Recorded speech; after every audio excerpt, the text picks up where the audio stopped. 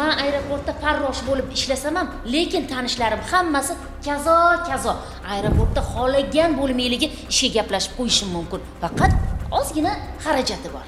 Qancha bo'ladi? 2 oyligingizni bersam bo'ladimi? Endi siz qaysi bo'limga ishga o'tishingizga bog'liq-da.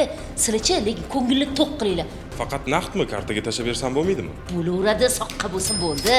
Voy, rostdanmi? Stюардесса bo'lishimga ham yordam berasizmi? Qancha bo'ladi uni to'lovi? Voy, mana o'sha sizni xaloskoringiz. Qancha bo'ladi shunda? Hozir hammasini batafsil gaplashamiz. Xuddi mana shunga o'xshash aldov yo'li bilan 20 dan ortiq insonlarni chuv tushirgan firibgar ayol qo'lga olindi.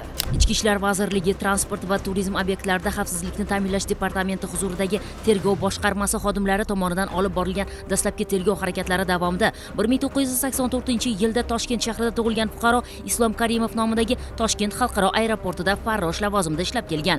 Shuningdek, u mazkur aeroportda fuqarolarni ishga joylashtirishni va'da qilib, ularni aldab pul mablag'larini qo'lga kiritish bilan moddiy daromad qilish rejasini tuzib kelgan va o'zining jinoiy rejasini amalga oshirish maqsadida 2024-yilning oktyabr oyidan 2025-yilning mart oyiga qadar jami 22 nafar fuqarolarni Toshkent xalqaro aeroportiga ishga kiritib qo'yishini aytib, ulardan aldov yo'li bilan 84,819,287 so'm pul mablag'larini firibgarlik yo'li bilan qo'lga kiritgan.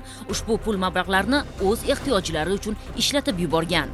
Toshkent shahar jinoyat ishlari bo'yicha Mirobod tuman sudining hukmiga ko'ra O'zbekiston Respublikasi Jinoyat kodeksining 168-modda 3-qismi B bandi va 211-moddasi 2-qismi A bandida nazarda tutilgan jinoyatlarni sodir etganlikda aybli deb topilib, 3 yil 1 oy muddatga ozodlikdan mahrum qilish jazosi tayinlangan.